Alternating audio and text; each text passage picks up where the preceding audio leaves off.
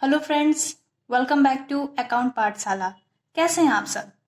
तो आज हम एक न्यू चैप्टर स्टार्ट करने वाले हैं, बेसिक अकाउंटिंग टर्म्स। तो ये चैप्टर आप लोगों के लिए बहुत इंपॉर्टेंट होने वाला है, क्योंकि इस चैप्टर में हम ऐसे टर्म्स पढ़ेंगे जो आपको अकाउंटेंसी में हमेशा मिलेगा। तो ये चैप्टर आपके लिए इम्पॉर्टेंट है। So let's start. Assets. Assets क्या होता है? Assets are properties or things owned by a business concern which can be expressed in terms of money. Assets वो प्रॉपर्टी यानी वो संपत्ति या सामान है जो कि एक बिजनेस कंसर्न ऑन करता है। यहाँ पर आपको ध्यान रखना है कि यहाँ बिजनेस कंसर्न की बात हो रही है, ना कि बिजनेसमैन की। बिजनेसमैन ओन कर रहा है ये बात नहीं हो रही, वो बिजनेस के नाम पे होना चाहिए जो कि मनी के टर्म्स में एक्सप्रेस हो सके। तो एसेट्स क्या हो गया? एसेट्स वो प्रॉपर्टी या सामान है जो कि बिजनेस कंसर्न ओन करता है और जिसे हम बेचकर उसे मनी में ट्रांसफर कर सकते हैं और जिसकी हम मनी वैल्यू निकाल सकते हैं। तो example of assets are cash, land and building, machine, stock of goods etcetera. ये सारे क्या हो गए? बिजनेस के लिए संपत्ति हैं, तो दे आर कॉल्ड एसेट्स। अब एसेट्स का हम क्लासिफिकेशन देखेंगे। Assets can be divided into non current assets and current assets. और फिर नॉन करंट एसेट्स को हम फर्दर क्लासिफाई करते हैं tangible fixed asset and intangible fixed assets में। तो आइए इनको हम डिटेल में पढ़ते हैं। इससे पहले आप लोग इसका स्क्रीनशॉट ले लें और अपने कॉपी में से नोट कर लें। Now, non-current assets. Those assets which are intended to remain in business for use for a long period of time and not intended for sale. Non-current assets वैसे assets होते हैं जो कि बिजनेस में बहुत ही लंबे समय के लिए होते हैं और वो सेल पर्पस के लिए नहीं होते, बल्कि वो बिजनेस को ऑपरेट करने में मदद करते हैं। मान लीजिए अगर आप कोई भी बिजनेस खोलते हो तो उसमें आपको कुछ फिक्स्ड चीजें तो चाहिए। आपको लैंड चाहिए बिजनेस को सेटअप करने के लिए, आपको मशीन चाहिए प्रोडक्शन करने के लिए। तो ये सब बेचने के पर्पज से तो आप नहीं खरीदते हो, ये बिजनेस ऑपरेट करने में हेल्प करता है। So they are non current assets. So example are land, furniture, machinery and extra. Okay, now non current assets को हम टेंजिबल एसेट्स और इनटेंजिबल एसेट्स में क्लासिफाई करते हैं। अब टेंजिबल एसेट्स क्या होता है? Those assets which have physical existence. Physical existence means what? ऐसे चीज जिसे आप छू सकते हो, टच कर सकते हो, वो क्या होता है? टेंजिबल होता है। तो ऐसे एसेट जिसे हम देख सकते हैं, टच कर सकते हैं, वो क्या हो गया? Tangible assets. एग्जाम्पल क्या हो सकते हैं बताइए? लैंड, फर्नीचर, ये सब दिखता है ना हमें, तो ये सब क्या हो गए? टेंजिबल एसेट्स हो गए। Now intangible assets, those assets which do not have physical existence but have money value.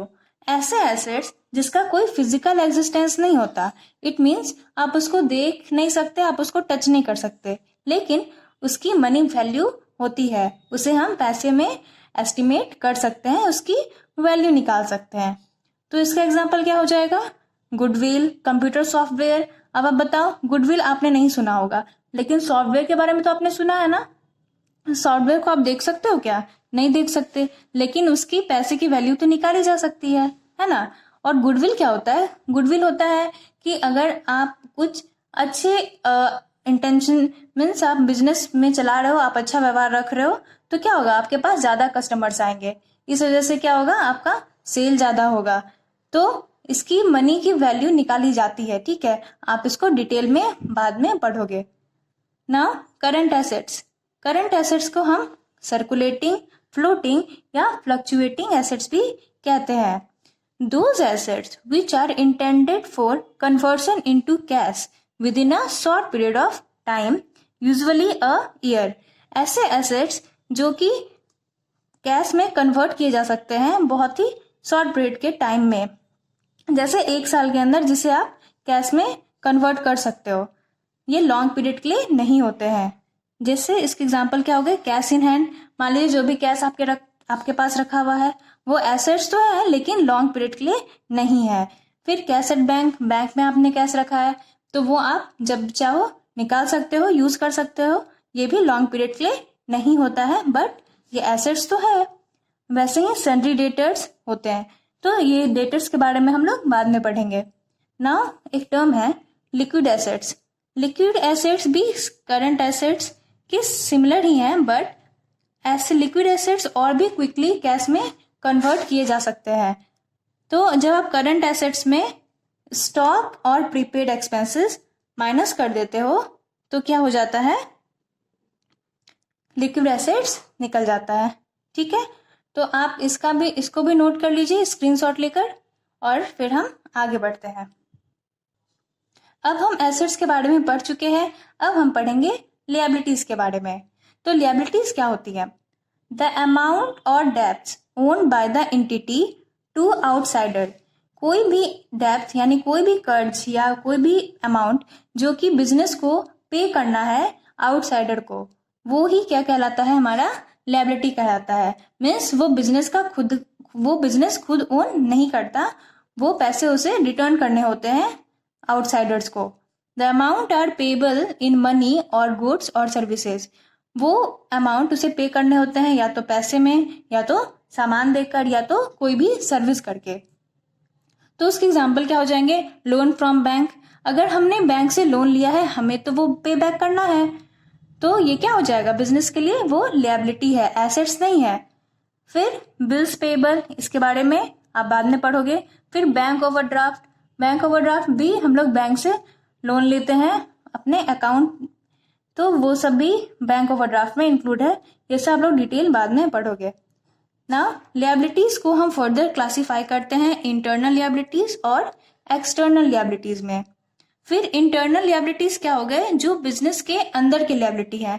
Means जो कैपिटल, वो कौन कौन हो जाएंगे, कैपिटल, रिजर्व एंड सरप्लस, तो इसे हम डिटेल पढ़ेंगे। फिर करंट लिएबिलिटीज में क्या हो जाएंगे, उसे फर्दर क्लासिफाई किया जाता है नॉन करंट लिएबिलिटी और करंट लिएबिलिटीज में। So what is non current liabilities? Liability which is payable after a period of more than a year. ऐसे लिएबिलिटी जिसे 1 साल से ज्यादा के बाद पे करते हैं हम लोग, वो होते हैं नॉन करंट लिएबिलिटीज। मीन्स जो करंट नहीं है और लंबे समय के लिए है, जैसे लॉन्ग टर्म लोन्स। ऐसे लोन जो आपने लॉन्ग टर्म के लिए लिए हैं, मीन्स कोई 5 साल बाद या 10 साल बाद जो लोन पे करना हो आपको, वो क्या हो गए, लॉन्ग टर्म लोन्स, यानी वो 1 साल से ज्यादा के समय के लिए आपने वो लोन ले रखा है। फिर लॉन्ग टर्म डिपॉजिट्स, ये सब क्या होते हैं, नॉन करंट लिएबिलिटीज, जो कि लॉन्ग पीरियड के लिए लिए जाते हैं। नाउ इसका जस्ट अपोजिट हो गया क्या आपका, current liability. The liability which is repaid with in a short period. ऐसे लिएबिलिटी जो कि कम समय के लिए लिए जाते हैं, उसे आपको कम समय में ही पे बैक करना होता है, जो यूजुअली 1 ईयर से कम के टाइम के अंदर ही आप पे बैक कर देते हो। उसके एग्जाम्पल क्या हो गए आपके, short term loans, bills payable eight extra, ये सब क्या हो गए आपके करंट लिएबिलिटीज हो गए। अब जो भी टर्म आपने नहीं समझा, जैसे बिल्स पेबल, ये सब हम लोग फर्दर आगे की क्लासेस में पढ़ेंगे, तो आप इसको भी स्क्रीनशॉट लेके नोट डाउन कर लीजिए। So if you like the session, please like and share. Thank you. मिलते हैं इसके नेक्स्ट पार्ट में। So